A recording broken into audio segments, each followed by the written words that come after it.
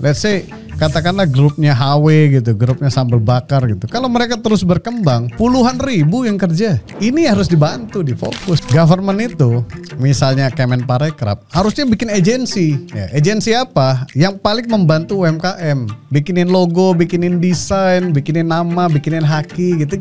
Simpel-simpel aja. Dan brand yang nasional dan internasional pun feeling saya 5 tahun ke depan pasti banyak yang tutup. Kayak yang gambar orang ada tuh, isu. yang laporan keuangannya rugi terus itu pasti tutup. Gua percaya ini, brand lokal akan jadi besar. Ya. Tapi lanjut nih Mas, episode 2 ya. Ini narasumber panjang pertama. ya gitu. Narasumber pertama nih yang panjang banget nih. Belum bahas yang lain nih ya. Nah, jadi gini Mas. Banyak juga pemain di Indonesia yang bandel juga tuh. Adalah itu satu pameran booth ya kan, saya nggak mau sebutin aja, cari tahu aja. Itu dia ngeklaim ini pecahan ini pecahan ini untuk dapetin fee franchise-nya aja. Nah, ini yang bikin image pemain FM itu jelek. Nah, at the end kemarin teman-teman saya bilang traffic bisnis pameran franchise itu makin hari makin turun sejatuh-jatuhnya. Nah, pandangan Mas Rak gimana? Ya, satu, jika ada yang melakukan seperti itu sangat-sangat tidak bertanggung jawab ya. Itu satu hal lah. Tapi satu hal lainnya, ini juga yang jadi masalah nih, yang beli atau investornya. Kita itu balik lagi bertanggung jawab terhadap keputusan investasi kita. Menurut gua kalau mau lo beli bisnis franchise, bisnis apapun, itu kan keputusan kita untuk berinvestasi. Ya. Nah, namanya mau ngambil sebuah keputusan, landasilah dengan ilmu. Bukan dengan janji-janji. Ya makanya banyak kan di Indonesia juga, ya apa namanya yang kena skema Ponzi dan lain-lain. Kenapa janji? Maunya gampang. F&B itu gak gampang. Apalagi lo operation sendiri. Lo beli terus lo operation sendiri. Itu jangan pernah percaya, wah ini gampang, nggak gampang. Mau lo cuma punya satu booth isinya 2 orang juga, tetap aja nggak gampang. Ya belum nanti karyawan berhenti lah, apa namanya duit lo dibawa kabur lah, macam-macam gitu. Dipalak ormas lah. Jadi sebetulnya satu poin, oke, ini orang kurang bertanggung jawab cara jualannya, hit and run banget nih. Ya jualan momennya, mungkin dia bayar-bayar KOL atau apa sehingga viral. Oh dapat duit nih gue cepat ya, rush maninya gitu. Habis itu ya gimana yang buka ya terserah. Nah di satu sisi tadi gue bilang Chat, investor juga harus bertanggung jawab dong dengan investasinya. Belajar dong. Ketika lo memutuskan ambil ini, ya lo jangan percaya 1 lembar doang dong. Lo pelajarin. Ada yang aneh nggak di laporan di prospektus yang dia buat gitu. Ketika bicara misalnya COGS-nya 40%, misal contoh, ngerti nggak ilmu COGS? Ya, sesederhana itu aja. Misalnya ini 40% betul nih COGS-nya. Normal nggak 40%? Gitu, tergantung bisnisnya apa. Ada yang bisnisnya COGS-nya 60% tapi masih profitable karena OPEX-nya rendah. Ada juga yang bisnisnya COGS-nya 25%, 30%, ada juga tergantung. Tipe bisnisnya apa? Mungkin lo fine dining gitu-gitu atau lo sesuatu yang sangat apa namanya punya kekasan dan lain-lain bisa-bisa aja.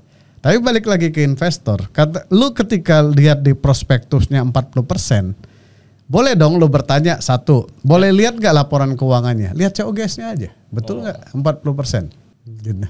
Tapi kan 40% tinggal tulis as a number Mas. Betul, makanya lo harus bertanya. Detailnya, dia harus kita nanya cara ngitung COGS-nya gimana? Mana cara ngitung COGS-nya? Jumlah variannya dimasukin apa enggak? Betul, kan kita tahu ada menu. Nanti dari menu kan setiap menu ada resep. Dari resep kan kelihatan. Ya, make sense nggak jualan? Ada BOM lah, bill of materialnya. Ada bill of material, BOM itu tadi. Nah, yang gini-gini kan ya masyarakat kita nggak tahu. Makanya. Tapi ada nggak di Foodies tuh? Ada. Dan bahkan di artikel aja banyak ditulis. Makanya sebenarnya at the end gue ngerasa kalau gue berinvestasi di sesuatu, it's my responsible. Berarti kalau ada orang bilang COGS-nya berapa, dia jawab minuman 40%, makanan 40%, udah pasti nipu. Nggak tahu. Tapi kalau gue mungkin sama dong Mas. Ya bisa jadi. Kenapa? Misalnya minumannya murah banget. Jadi makanannya, iya kan. Tapi kan nggak mungkin dong. Ya walaupun kurang lazim ya. Biasanya kan. Historical kan makanan pasti lebih mahal, betul. Dibandingin minuman. Tapi bisa jadi kan ada kayak coffee shop yang minumannya air putih gratis misalnya, bahkan nggak ada COGS-nya. Tapi nggak mungkin coffee shop revenue-nya kan terjadi dari air putih. Ya, nah ini pembicaraan kita inilah kan konteksnya tadi gue bilang ilmu. Ya. Kalau lu ngerti ilmunya, nggak mungkin lu bisa terjebak hal-hal seperti itu. Ya, gue datengin pameran nih misalnya, buka COGS ya. Yang bener segini. Pernah tuh mas? Gitu, berapa kali? Gue sekali lihat juga ya, karena kita udah lama banget di F&B ya. Ya lu langsung bisa lihat lah anomali pasti. Contohnya mas, gitu. Anomali bisnis F&B yang scam di pameran franchise itu kayak gimana? Ya sebenarnya udah kelihatan nanti dari sisi net profit. Net profit. Ya, net profitnya sekian. Net profit sekian itu kalau omsetnya tercapai sekian. Betul nggak? Dengan kos-kos yang dijaga sekian. Atau net profitnya ngeflat. Atau net profitnya ngeflat. Itu ciri-ciri scam tuh. 3 tahun ngeflat. Memang harga bahan baku kagak naik gitu. Atau omsetnya 100 juta 20%, omsetnya 300 juta 20%, omsetnya 1 miliar 20% itu nggak mungkin. Nah, kan kalau udah ngerti ilmunya kan sesederhana, nggak mungkin ini, udah simple aja, tinggalin aja. Atau misalkan jumlah karyawannya mas, yang flat juga mungkin tuh. Ya. Atau cuma nambah 1 dengan, misalkan salesnya dari 50 juta 3 orang. Betul. 100 juta tetap 4 orang kan nggak mungkin ya? Iya. Ataupun dia bilang, flat nih sales gua nih 100 juta per bulan. Boleh kasih lihat nggak historinya? Lu pakai POS kan? POS-nya apa? Tolong bukain POS-nya. Gue cuma mau lihat histori salesnya aja. Ya, silahkan lu putuskan. Berarti ini udah pasti nggak benar. Ya, sesimpel itu aja. Jadi kalau mau lihat datang ke pameran franchise, ya pertama bedah COGS-nya. Ya, betul. Kedua net profitnya. Kalau net profitnya ngeflat tuh dengan omset berapapun udah pasti lah. Ya. Saya kita berani ngeklaim lah saya bahwa itu agak nggak lazim lah. Betul. Tapi sebenarnya gini Zat, net profit itu faktornya banyak. Hal pertama yang paling sederhana banget, itu omset yang ditaruh. Tolong bukain histori penjualannya di POS nih. Tapi kalau dia udah diulik-ulik, udah setting dia. Ya kalau pakainya cash register ya nggak bisa. Enggak, kalau dia setting setiap bulan, tapi kalau dia setting penjualan udah sampai 200 juta, itu udah memang penipuan. Iya, kan itu sederhana aja. Ya itu hal yang bisa istilahnya kita kalau sebagai investor ya cek lah. Ya. Atau mungkin saya nambahin dikit mas ya. Kalau dia pakai sales POS-nya, point of sales-nya yang enggak terpercaya. Misalnya salesnya 300 juta, tapi masa pakai POS-nya yang abal-abal kan? Betul, itu juga satu poin. Atau POS-nya XL misalkan nggak mungkin juga. Atau ya intinya kalau kita mau belajar, mempelajari financial report itu nggak susah kok. Atau boleh nggak mas, gitu. Nanya langsung ke karyawannya. Nanya gimana? Misalkan contoh, kita datangin satu pameran franchise, ada brand A, B, C, D. Betul. Orang salesnya bilang penjualannya 100 juta atau 300 juta. Kita cari tuh store terdekat di daerah. Betul, itu do your research. Ya. Kita tanya nih, berapa sih salesnya sebulan? Yes. Kan nggak ada kepentingannya tuh antara orang operasional sama orang marketingnya yang jual franchise kan. Nah itulah investor itu harus begitu. Pertanyaannya, investornya kepikiran nggak yang barusan lo omongin? Ya dia nggak mikir, dia FOMO masalahnya. Bener. Salah siapa? Ya salah si investornya juga. Exactly begitu maksudnya. Karena kan ini uang kita, ada di kita. Kita mau berinvestasi. Ya, responsible, do your own research, lakukan itu gitu kan. Sesederhana itu aja. Berarti udah nonton podcastnya sama Mas Rex, gitu. Tapi nggak research kan keterlaluan. Ya. Jadi apalagi cabangnya udah ada yang seperti lo bilang. Betul. Itu sih samperin aja. Simpel-simpel aja. Tanyain outletnya berapa, omsetnya berapa. Gitu. Buka cabang terbaru di mana, berapa jumlah outletnya, sesuai gak dengan apalagi misalnya outletnya franchise, ketemuin ownernya sekalian. Ya gimana tanya nih misalnya, ya nah itu investasi. Ya jadi kita serba salah kalau bilang ada yang tidak bertanggung jawab, ya sengaja banget memang bikin brand viralin, jualan, mungkin ada-ada aja yang seperti itu. Tapi ada juga yang memang sudah bagus sebetulnya niat mereka, fundamentalnya bagus, ngebangun sistemnya bagus, tapi not that easy ternyata kan ketika ngejalanin bisnis karena ada kompetisi lah, ada macam-macam lah ya, gitu yang memang menjadi banyak faktor. Nah balik lagi kita sebagai investor ya punya tanggung jawab terhadap bisnis kita. Once lu beli satu franchise, katakanlah kopi apa misalnya atau minuman apa, then lu own the business. Gak bisa lu nggak do something. Let's say misalnya berjibaku sebarin flyer lah, ya training karyawan biar servisnya bagus gitu. Itu kan banyak side yang ada di sisi lu yang jadi tanggung jawab. Ya, tapi misalnya si brandnya kirim bahan baku kurang terus, ya tidak ada kegiatan branding komunikasi, mungkin itu brandnya yang kurang oke dalam konteks ini. Tapi kalau semua udah support kan 80% masih ada urusan di kita. Bisa dituntut gak sih Mas? Basically kalau ada perjanjian yang jelas. Jadi misalnya kita franchise gitu nih, tapi si brandnya nggak supply ya barang. Ya tentu aja dong kita bisa klaim, komplain, ada mekanismenya biasanya. Ya. Tapi bisa dituntut. Gua sih rasa kalau memang kewajibannya tidak bisa dijalankan ya bisa aja. Atau misalkan harus ada penambahan klausel perjanjian ya. Nah, kadang-kadang kan itulah saya yang lihat harus nih ya, diperhatikan. nggak ada tuh. Jadi jangan sampai juga franchise, misalnya contoh nih, franchise mana perjanjiannya selembar doang. Yang gini kan juga gini loh, lo mau beli sesuatu tapi masa lo. Tapi mungkin karena franchise murah Mas, aja. yang cuma 15 juta, 20 juta.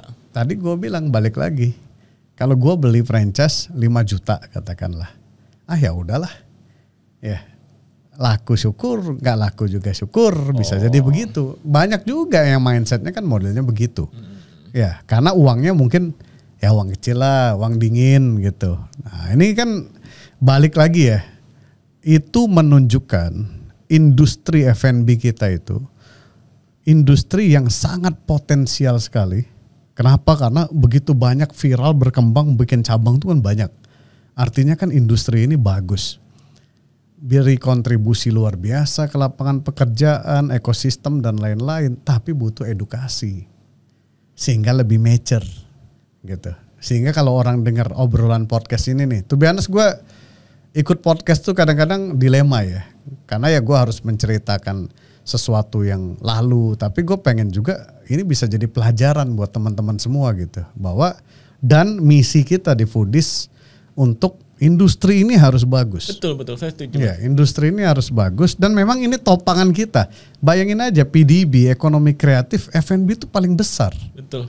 Ya, tapi kalau edukasinya kurang, nanti kayak circle-nya tuh begitu-begitu terus gitu. Dan legasinya jadi kasihan sih Mas. Ya. Jadi bayangin nih Mas, dosanya dari pendahulunya, impact-nya, traffic-nya turun. Orang nggak percaya lagi. Nggak percaya lagi. Iya, jadi gitu. anak-anak muda yang sekarang lagi mengerintis nih Mas. Jadi kesusahan dia jadinya. Bener gitu. Makanya saya selalu bilang juga kalau saya ditanya bisnis franchise ya, saya tipe orang yang ngomong apa adanya. Ya. Bahkan saya selalu bilang ikut kelasnya Foodies lah tuh. Itu diajarin semuanya dari situ. Karena apa? Karena nanti legacy untuk si new brandnya itu bakal jadi trouble. Ya. Kayak bayangin aja Mas, kalau dulu tahun kita 2012, 2015 buka bisnis franchise di Balai Kartini, ngantrinya kayak wah, gila-gilaan. Gila itu ramenya parah banget. Sekarang boleh dicek, nggak ada yang datang Mas. Nah inilah both side. Industrinya tetap akan berkembang. Okay. F&B itu luar biasa. Ya, compound annual growth rate cagarnya itu hampir bisa 2 kali dalam 4 tahun ke depan, gitu. Nilainya, besarnya. Nah artinya kan ini industri yang sangat potensial, tapi setiap orang yang ada di dalamnya ya itu punya kewajiban untuk mau belajar. Ya kita di Foodies mengambil part untuk menyebarkan ilmunya. Ratusan artikel gratis, YouTube gratis dan lain-lain. Cuman memang literasi keilmuan, kemauan orang kita belajar itu masih susah. Apalagi ditambah zaman sekarang. Belajarnya lewat video TikTok. Lu bayangin aja belajar 30 detik gitu. Di TikTok seolah-olah udah paham. Wah iya harus gini. Gila, gue bikin video hampir sejam 2 jam, maka yang nonton dikit banget. Giliran TikTok rame banget gitu. Gimana caranya belajar 30 detik, 15 detik gitu. Orang ngomong, guys, ada 5 hal bagaimana cara sukses. 30 detik tahu cara sukses gitu. Harus mau lihat-lihat podcast seperti ini gitu. Podcast panjang nih. Ya stay, lihat, dengar gitu. Oh iya juga ya gitu. Belajar dari situ. Cara belajar paling murah dan paling tidak beresiko itu belajar dari pengalaman orang lain. Oke. Yang pernah mengalami. Uang belajarnya udah banyak. Uang belajarnya udah banyak. Dia pernah mengalami gagal, dia pernah mengalami ada blind spot. Ya, kita sudah belajar sana sini dan lain-lain. Belajar dari orang-orang seperti ini. Jangan belajar suksesnya doang. Nah, kerugian Gitu. Mas Rex paling besar Gitu. di FMB itu karena apa? Sebenarnya ya pasti kalau bicara F&B dulu ya. Misalnya bikin warteg tutup. Oke. Pernah gue bikin warteg habis 150 juta lah. Yang gede lagi dong, Tutup. yang gede lagi. Ya kalau yang gede-gede ada lah. Tapi ya dalam konteks ini it's a business lah. Khususnya di COVID sih. Kayak misalnya saya nih ya, Gitu. bikin pabrik. Yang small industry tapi Iya. ribuan meter. Akhirnya nggak jalan tuh, rugi. Padahal udah dibahas lu ya. Memang tadi gue bilang cara belajar paling mahal itu dikerjain tanpa pengalaman. Nah, Mas Rex juga udah pernah Gitu. ngalamin itu. Ya kalau lihat bisnis sekarang misalnya ada yang ke waktu COVID kita coba-coba buka bisnis gitu. Ya ada investasi temen gitu. Sekitar 1 miliaran lah habis tutup juga gitu. Juga. Karena PPKM 2 kali. Nah ini yang gini-gini nih kadang-kadang Regulasi pemerintah. unpredictable. Unpredictable. Iya, regulasi kaget kita 2 kali PPKM. Ya berat juga ya dalam konteks ini. Aduh, investasinya temen gitu tapi habis gitu. Ya gagal lah dalam konteks ini gitu. Cara Mas tahu harus ini bangun buat brand baru lagi, si Bas Bujangan, si Abnormal lagi gimana caranya? Ada plannya. Oh. 3-5 tahun ke depan kita akan mau sebesar apa, punya omset berapa, punya cabang berapa. Nah Tapi itu plan. nggak sempat IPO kan dulu ya? Oh enggak kepikiran. Oh, nggak kepikiran. Nggak kepikiran. Belum sampai ilmu gue, to be honest. Dulu Gitu. saya mau tahu nih Mas, seberapa besar sih scale market size-nya bisnis F&B? Ya, yang dari kios ya. Dari apa? Dari kios, kan ruko kecil lah. Saya anggap Iya. kios lah, si Abnormal itu kan. Sampai 100 cabang. Nah 100 cabang itu dulu valuasinya di range berapa Mas? Kalau valuasi sih gue nggak pernah hitung valuasi sih dulu karena belum punya ilmu juga ya. Oh dulu, masa sih Mas? Belum. Masa sih? Makanya jangan kadang-kadang kita ngelihat sekarang itu orang kadang wah lu men gue dulu. Nggak tahu ilmunya dulu? Ya Atau kalau memang- bicara 8-9 tahun lalu nggak ada ilmu. Oh. Lu ngomongin pengetahuan gue tentang IPO sekarang. Mungkin gue tahu karena gue banyak belajar sekarang tentang IPO. Buka apa namanya prospektus dan lain-lain. Ya, tapi kan dulu. Ya sekarang gini deh bro, lo 5 tahun lalu memang ilmu sama sama sekarang. beda dong. Iya udah Beda dong. itu jawabannya. Oh. Makanya ketika lo punya bisnis, teman-teman ya. Ketika lo punya bisnis, sekarang fase lo tumbuh menjadi besar nih, katakanlah. Ya. Jangan coba-coba sendiri. Nah kalau misalkan punya 100 cabang misalkan, atau 100 cabang deh saya bilang, biar gampang hitungnya. Average satu outletnya 1 miliar, berarti kan dia take revenue berapa tuh? 10 miliar. 10 enggak dong, 100 miliar. 100 miliar Per per, bulan. per bulan. per bulan. Per tahunnya kan berarti 1,2 triliun. Ya. Itu valuasinya dianggap berapa Mas? Tergantung EBITDA-nya. Oh. Kalau Harga. EBITDA-nya 20% misalkan. Iya, lo IPO atau dibeli Dibeli sama sama investor? PE, atau Kalau misalkan- sama PE mungkin 2-3 kali paling. Oh. Udah bagus untuk growth itu juga biasanya, bukan untuk exit gitu. Tapi kalau 1,2 T bisnis lo IPO aja ngapain? Oh, ngapain? Ke PE gitu kan. Oh. Ya tapi tergantung balik PE-nya ya. Kalau PE-nya yang strategik gitu mungkin nggak terlalu besar tapi lo ngelihat konteks strategiknya. Bahwa wah ini strategik nih kita bisa berkembang, bisa dapat akses dan lain-lain.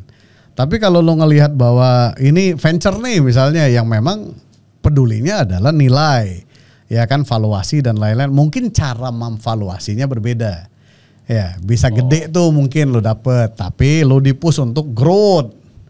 Ya, tambahan hyper growth seperti itu. Tadi itu 2-3 kali dari omset, dari revenue-nya atau dari EBITDA-nya? Dari EBITDA. Oh, kecil juga ya? Kecil. Gak gede. Makanya nilai itu tergantung dengan potensi prospek ke depannya, momen lu saat ini nih ya. And then kemudian juga ya siapa yang menginvest. Oke. Gitu. Saya mau ganti topik. Sekarang lagi rame brand-brand dari luar di boycott. Tapi kenapa nggak ada brand Indonesia yang bisa ngalahin brand existing yang di boycott? Bukan nggak ada, belum. Ya, Bukan nggak ada, kalau belum. sampai hari ini kan saya berani bisa klaim kan, nggak ada dong. Ya kalau Kenapa? kalau gini, kalau lu konteksnya bicara brand ayam atau brand burger gitu, saat lu mau mengalahkan dalam konteks apa dulu?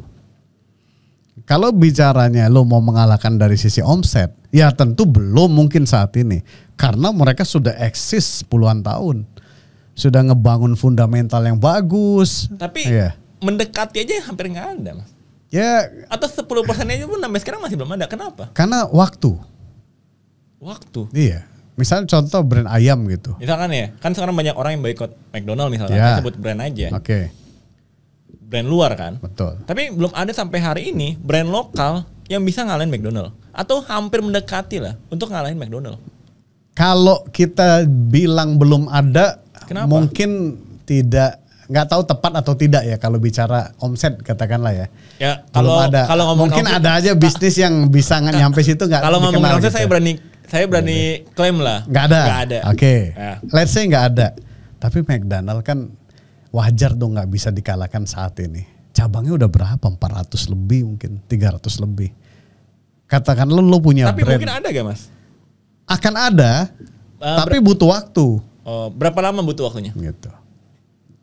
Kayak gini contoh, misalnya kalau kita ngomong kopi, Oke. ya kopi, Kalau kopi kan mungkin karena Indonesia kan penghasil kopi, Mas. ya, Ya kan? gini nggak, kita ngomongin brand internasional Oke. kopi nih yang ada di Indonesia, compare dengan brand kopi yang sudah cabangnya luar biasa banyak nih, misalnya kayak kopi Kenangan, ya, atau misalnya Fore, atau let's say misalnya lebih banyak Janji Jiwa gitu.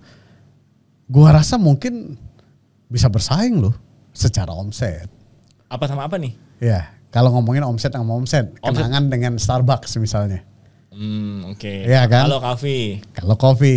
Nah, kalau makanan-makanan lain misalnya tergantung kategorinya dulu apa, Chat. Kalau fried chicken burger? Gitu. Nah, kalau fried chicken burger kita tidak punya data. Ya. Khususnya pemain-pemain yang bukan underground juga sih, lebih ke under publicity. Ya, contoh misalnya, di-compare lah ngelawan Sabana. Ya, Fried pasti chicken. Apple to apple lah. Gak apple to apple kan, tapi cabangnya kan ribuan. Ya, tapi salesnya saya yakin gak ada. Nggak nyampe mungkin kan? Nggak nyampe 10%-nya mungkin. Nah, kalau mau ngelawan yang gedenya, Oke. tentu butuh waktu. Karena dia sudah lama dan membangun fundamental dan cabang sangat banyak. Oh, tapi Gitu. banyak pemain F&B Indonesia yang mencoba untuk buat loh, tapi nggak ada yang sustain. Maksudnya nggak ada, bukan sustain lah, sorry ya. Nggak ada yang berhasil. Sebenarnya kalau bicara ayam, mungkin salah satu brand yang gua pantau ya, cuman nggak ada informasi detail gitu ya. Seperti Ricis gitu, cabangnya ratusan. Kita nggak tahu data lah. Tapi ada potensi nggak? Ya mungkin ada aja. Toh dia bangun terus di konteks ini, di target marketnya. Kita nggak tahu nih angkanya sudah berapa. Tapi dia sudah sampai Malaysia sekarang, udah ngebangun di Malaysia gitu. Di Indonesia bangun terus. Ya, jadi kalau bicara konteks jumlah outlet mungkin sudah ada pesaingnya. Mulai. Omset nggak sama-sama dipublikasikan. Indonesia nih masalahnya ini. Kita tuh nggak pernah bisa benar-benar dapat data sebetulnya. Ya. Karena takut juga kali. Sebenarnya ada data yang dikeluarkan oleh Food Service Global untuk Indonesia. Tapi nggak valid kan? Cuman kayaknya nggak segini deh gitu ya. Kalau kita orang F&B kan kadang-kadang bener gitu nih. Kecuali perusahaannya perusahaan publik. Ya, kalau publik langsung kelihatan. Nah, kalau bicara publik, ya so far sih belum ada mungkin ya. Kalau bicara publik yang kita tahu lah ya, misalnya kayak Cem Group gitu-gitu kan. Kemarin juga Fore kan terekspos tuh omsetnya berapa gitu kan, EBITDA-nya berapa gitu ya, masih mungkin diadu dengan yang nggak IPO pun masih banyak yang bisa ngalahin gede-gede seperti itu. Nah, cuman gua sih punya keyakinan mungkin in the next 5 years ada brand-brand lokal yang kuat ya, sustain, stabil untuk mengalahkan brand-brand internasional ini. Gitu. Gua punya keyakinan itu. Dan brand yang nasional dan internasional pun feeling saya 5 tahun ke depan pasti banyak yang tutup. Ya, kalau mereka tidak bisa merecover isunya, kemudian juga tidak berinovasi, ya itu akan jadi challenge banget tuh buat brand-brand kayak yang gambar orang ada tuh, isu. yang laporan keuangannya rugi terus itu pasti tutup. Ya, gitu. Nah, jadi gua percaya ini brand lokal akan jadi besar, ya. Tapi butuh ekosistem di dalamnya. Ekosistemnya apa aja? Ekosistem investmentnya. Ya, kemudian ekosistem educationnya, kemudian ekosistem yang terkait dengan bahan baku, supply dan lain-lain. Nah, ini kalau ekosistem ini dijaga, ini bisa jadi sesuatu yang luar biasa F&B Indonesia. Tapi dengan jumlah penduduknya yang gila banget ya. Tapi kenapa enggak pemerintah ngeregulasi ya? Contoh misalkan bisnis franchise di Indonesia, kenapa nggak diregulasi sama pemerintah? Sebetulnya ada regulasinya. Tapi kan nggak dijalankan. Misalnya contoh, orang harus franchise, dia harus ikut punya license dan apa kayak apa ya, masih kayak organisasi ya, daftar ya ke franchisean. Ya. Tapi kan nggak dilakuin. Gua to be honest ya, kalau ngelihat F&B ini kayak seru dibicarakan, tapi nggak seru buat gua dari sisi government masih butuh PR besar untuk at least berikanlah edukasi yang berkelanjutan di dunia F&B ini. Oh. Ya. Contoh gini, Chat. Gua mau mulai bisnis kuliner. Ada nggak akses situs pemerintah atau kementerian di mana gue bisa belajar? Gak ada, tapi kan lagi dibuat. Ya. Yang apa tuh? Yang buat orang F&B. Saya masih cek, saya nggak tahu. Ya. Itu satu. Contoh, orang mau belajar tentang pajak, tentang regulasi legal, bikin apa aja. Mau belajar kemana? Bingung juga. Iya. Nah, padahal kita tahu bahwa F&B itu sesuatu bisnis yang lu bisa nyerap tenaga kerja sampai level lulusan SD. Yeah. Ketika ownernya berkembang, ya, contohkanlah sambal bakar atau siapapun, berapa ribu lapangan pekerjaan yang bisa dibuka. Ya, let's say katakanlah grupnya HW gitu, grupnya sambal bakar gitu. Kalau mereka terus berkembang, puluhan ribu yang kerja. Ya, nggak perlu bangun pabrik BED dulu misalnya yang mempekerjakan 20.000 karyawan. Cukup sambal bakar bikin 100 cabang. Betul. 40.000 orang yang kerja. Ya, misalnya gitu. Nah, ini harus dibantu, difokus, digampangin dong akses dananya. Ya kan? Boleh dong outlet omsetnya bisa jadi jaminan untuk mengajukan pinjaman. Iya benar. Gitu. Kenapa nggak pemerintah ya support itu ya? Ya itu yang mungkin kita masih lebih condong ke manufaktur dan lain-lain tanpa melihat kalau lu jalan di satu jalan, mungkin dari 10-20 ruko ya setengahnya ada F&B-nya gitu. Gitu kan. Ya apapun itu yang dijual ya. Dan semua serap tenaga kerja yang bahkan unskilled employee. Ya, yang apalagi yang rombongan gerobak-gerobak. Gua kalau lihat pebisnis yang memfranchise-kan gerobak gitu, jualan tahu, jualan apapun itu, ya gorengan gitu. Gue sangat appreciate mereka. Gitu. Kenapa? Buka lapangan kerja loh.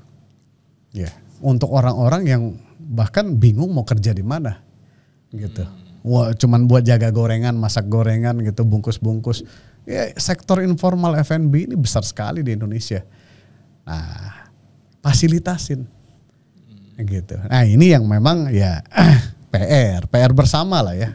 Nggak bisa bilang wah ini kurang ya. Memang itulah kenyataannya saat ini. Ya sederhana itu pertanyaan gue. Kalau orang mau belajar mau kemana?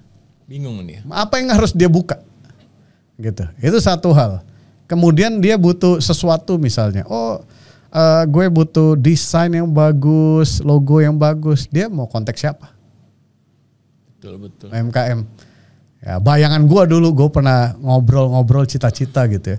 Government itu, misalnya Kemenparekraf, harusnya bikin agensi. Ya, agensi apa? Yang paling membantu UMKM. Bikinin logo, bikinin desain, bikinin nama, bikinin haki gitu. Simpel-simpel aja. Habis bikin workshop, training, silakan bisa diakses situs pemerintah, bikinin logo. Modal ChatGPT juga kirim. Jadi minimal punya value edit tuh teman-teman, gerobaknya desainnya bagus, logonya cakep gitu. Nah hal-hal kayak gini itu nggak mahal sebetulnya. Ya, kalau mau dikerjakan, konten-konten itu nggak mahal kok.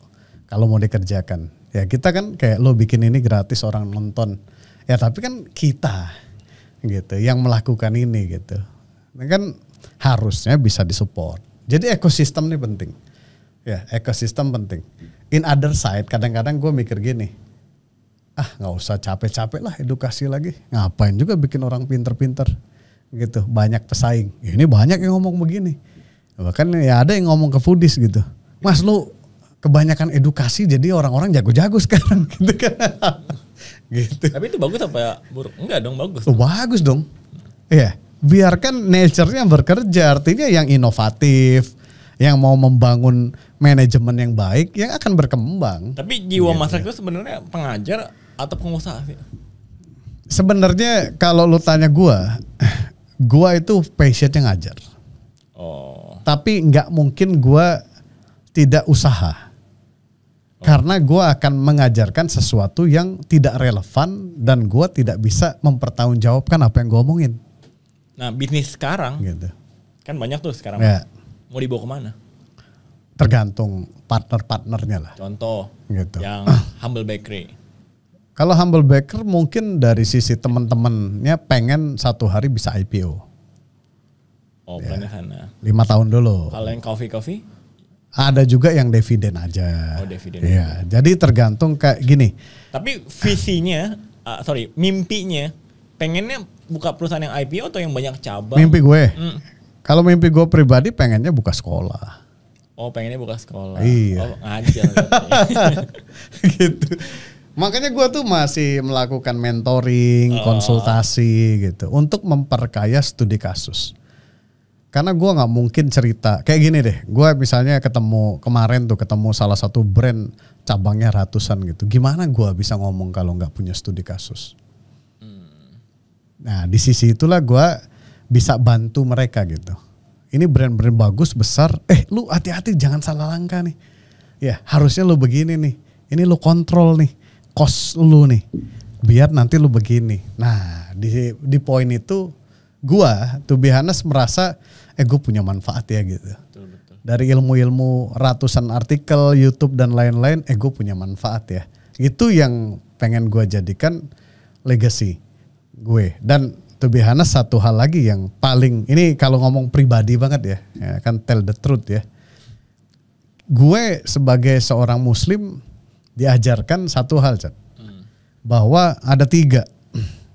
Kalau kita mau nanti kita mati yang kita bawa. Itu amal jariah itu.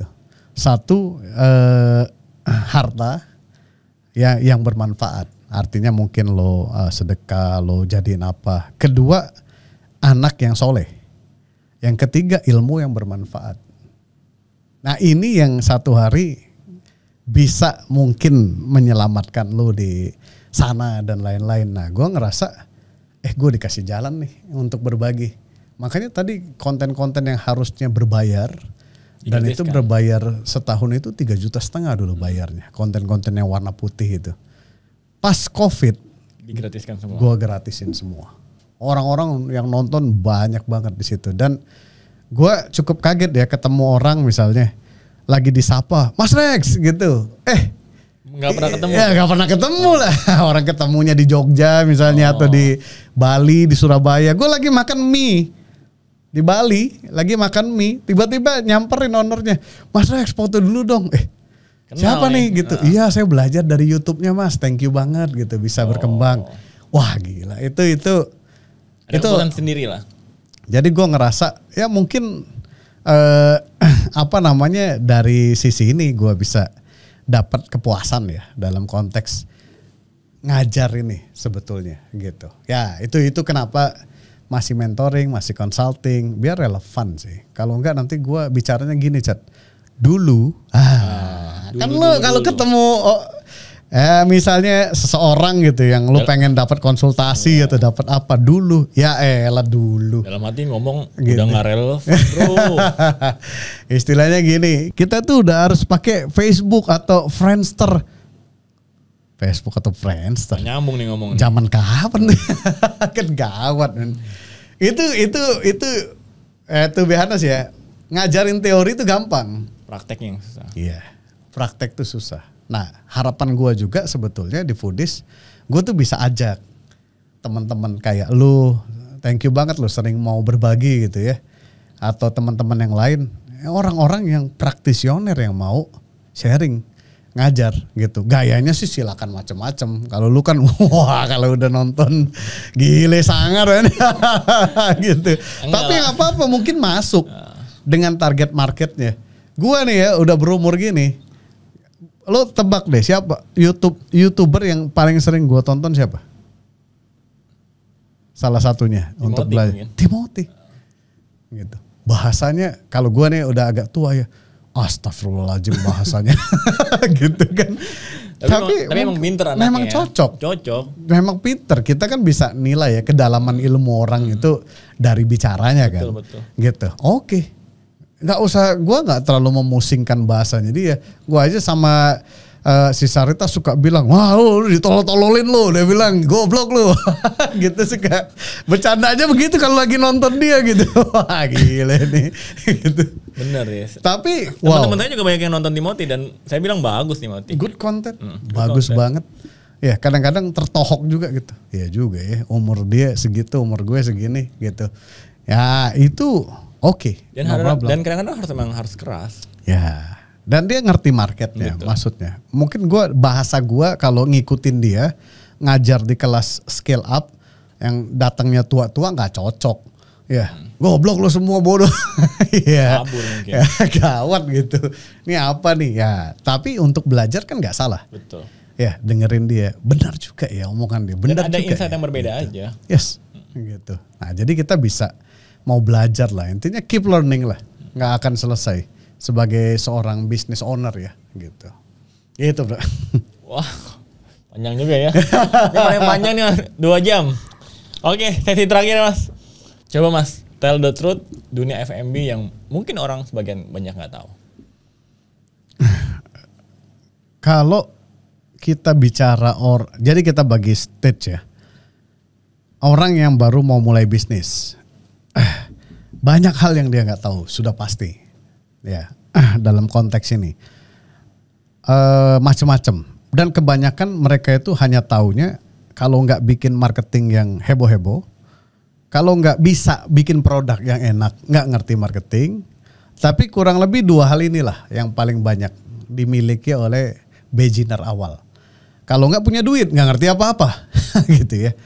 Nah, jadi kalau ditanya apa yang mereka nggak paham, banyak banget operation, kemudian ternyata susah, harus bangun pagi tidur malam, ya tiba-tiba karyawan resign dan lain-lain.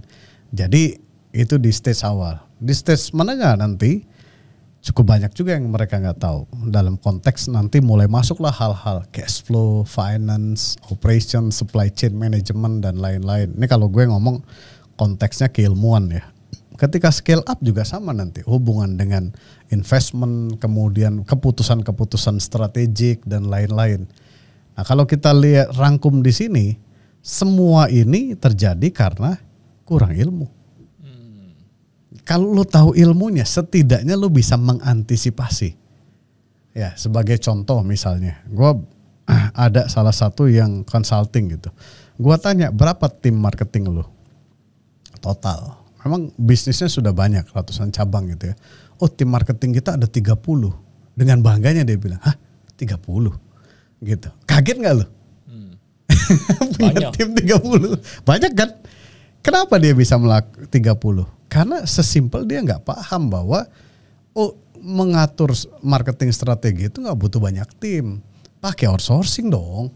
Ya, strateginya itu satu contoh. Gak tahu, tidak pernah bertanya, mungkin juga tidak pernah belajar, atau tidak ada mentor atau consulting, sehingga akhirnya dia melakukan itu sendiri. Menurut dia kayaknya benar. Like you said tadi, wah gue mau bangun central kitchen nih kayaknya begini. Nah itu kan salah gak pemikiran lo? Enggak, dengan pengalaman lo saat itu tidak salah. Tapi belum sampai ilmunya tentang hal itu. Ternyata lah ada urusan begini ya. Ada urusan begini ya, ada urusan regulasi yang harus dikerjakan ya. Oh ternyata kalau buka outlet jangan begini banget nih, harusnya begini. Nah itu kan experience. Kita mengalami, lu mengalami.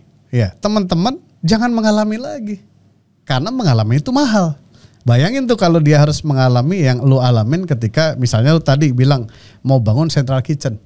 Berapa gede bro mereka mau belajar uangnya itu gitu. Sesimpel ada tempat nanya sekarang, ada tempat belajar gitu, ada mentor yang bisa dicari. Ya mungkin kalau kontak Richard DM dicuekin gitu, bukan profesinya mentor gitu kan. Ya tapi kan gue bukan mau jualan ya, tapi lu bisa tanya ke Foodies, mentoring di Foodies, konsultasi di Foodies, silakan kalau ada tempat lain. Tapi ada yang bisa kasih tahu. Betul. Untuk tidak belajar dengan cara yang mahal. Dan salah gitu. Udahnya kita mikir wah ini strateginya bagus, salah gitu. Sesimpel ya kan lu belum pernah di stage itu, ya wajar aja lu salah gitu. Ketika lu baru main 500 juta udah belaga pernah omset 5 miliar gitu. Ya pasti error lah lu begitu. Nah kecepatan dia berkembang ini tidak diikuti dengan kemampuan dia untuk mengelola organisasi yang cukup besar. Bagaimana shortcutnya? Cari yang ngerti untuk kasih tahu dan bimbing. Ya kalau di luar negeri itu biasa, orang tuh udah biasa sebenarnya pakai coach, pakai mentor, pakai konsultan. Di kita itu kadang-kadang mahal banget ya bayar konsultan gitu. Mahal banget ya bayar Foodies gitu. 6 bulan misalnya sekian ratus juta atau sekian miliar gitu. Cobain lo kerjain. Betul. Uang belajarnya mungkin lebih mahal lagi. Mahal banget bisa jadi gitu. Apalagi lo fase growth skill di mana lo spendingnya mulai besar tuh. Ya back office lo mungkin kalau awalnya lo bertanya mungkin jawabannya, bro ngapain lo punya 30? 5 aja nih strateginya selesai. 25 lagi itu back office cost. Kali aja 6 juta lah rata-rata. 200 juta something. 200 juta something kali setahun. 2,4 miliar for nothing.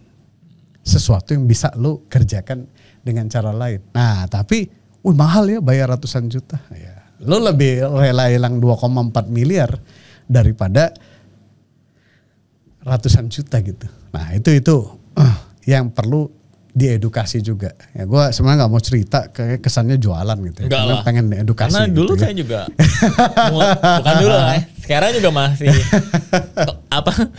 kliennya Foodies. Awal banget tuh belajar di Foodies. Gitu. Sama-sama lah. Belajar tuh di mana aja. Gue tuh honest juga banyak belajar dari lu. Ya iya nih. Belajar dari kayak Timothy. Belajar gue tuh honest. Belajar kenapa ya mereka jauh lebih sukses ya gitu. Misalnya lu, kenapa ya Richard jauh lebih sukses ya?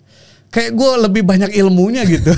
Dan gue inget beberapa tahun lalu bahkan, Mas gue ke Bandung ya gitu. Pengen belajar gitu. Sekarang udah jauh lebih sukses gitu. Saya bukan lebih sukses, lebih banyak aja cabangnya. Gitu. Jadi ya kita gak pernah berhenti belajar. Disinilah gue kalau mentoring consulting itu belajar bro. Itu orang yang nggak lihat. Gue belajar. Oh mereka ngelolanya begini. Ada hal baik yang kita gue rekam. Ada hal yang kurang pas. Kita bisa bantu solusikan gitu. Itu belajarnya gila sih. Ketemunya luar biasa loh pengusaha-pengusaha. Ada yang datang dari Kalimantan, ada yang datang dari Banjarmasin ke Bandung, mentoring dan lain-lain. Tapi shock gue, punya bisnis ayam goreng 35 cabang. Dengar brandnya aja enggak. Itu tadi gue bilang tuh, potensi untuk berinvestasi dan ngembangin banyak brand lokal itu terbuka sangat lebar di F&B. Dan sehat-sehat kok sebetulnya. Gitu. Karena F&B kelihatan cash flow-nya aja periksa. Bagus apa enggak? Iya, omset kelihatan. Ya bukan jualan user, gitu kan? Bukan jualan yang bisa dimanipulasi gitu kan? Iya. Nah itu yang menarik di F&B industry kalau mau berinvestasi ya daripada buat yang baru, gitu kan? Itu dia Mas Rex Marindo. Terima kasih Mas Rex. Thank you.